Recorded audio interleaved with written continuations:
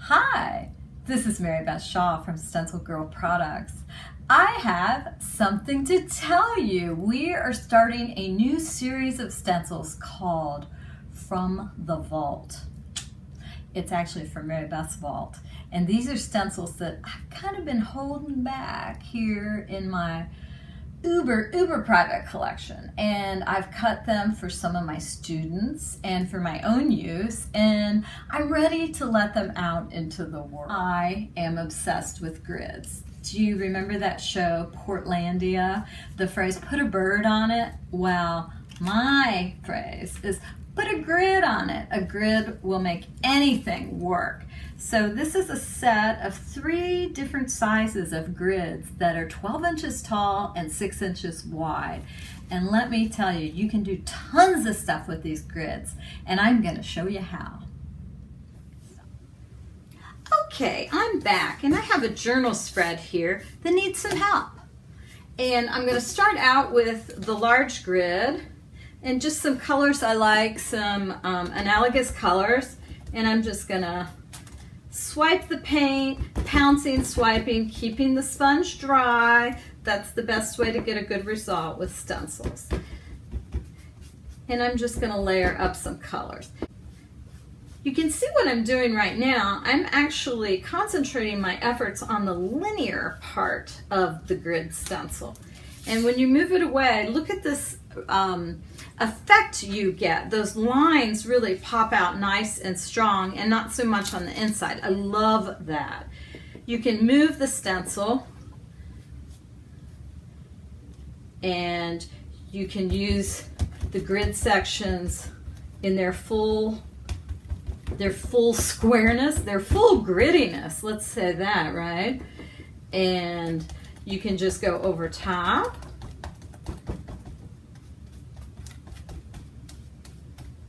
And I'm just mixing up these colors. I know I'm using analogous colors, and they're going to look cool no matter what I do with them. So I'm just mixing them up and move them. You can go to the middle grid next. And let's take a little bit of that green gold. That's that gorgeous golden green gold.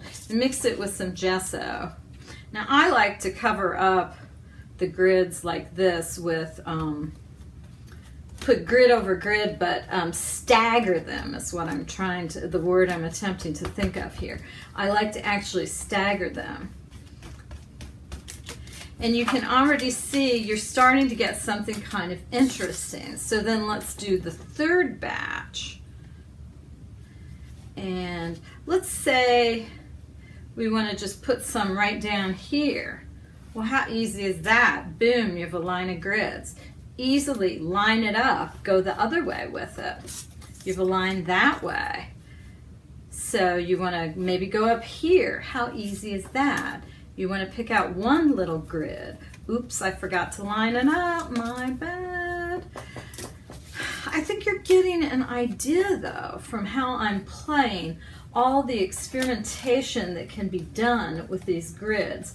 If you're into journaling, you have probably already thought, oh my God, these would make great little text boxes where you could write your own little journal entries. I use them for that all the time.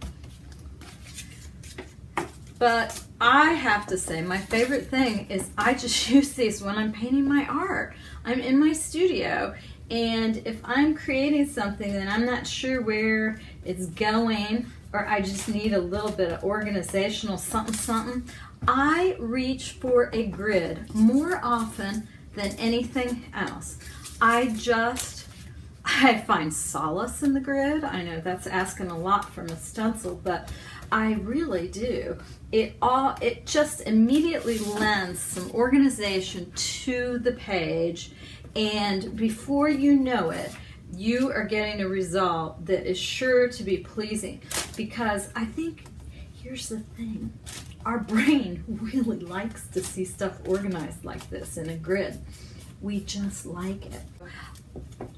I play and play and play, and the more layers you do of the grid, the more interesting it tends to get. You can just keep going. This piece over here is a piece of clapboard that I've used the grid stencils on, and I've worked much in the same way I've illustrated on this journal spread. I have simply layered up the grids. I incorporated some blacks so that that's peeping through from underneath. Then I've popped some whites on the top. And I also used one of our Stencil Club stencils here. This is the IBM punch card stencil there on the very top, and then gone back in with some pencil. But you can create anything you want with these grids. If you put the bright yellow on the underneath, then you can come to this middle size with the white, a little bit of that bright yellow blending in with it.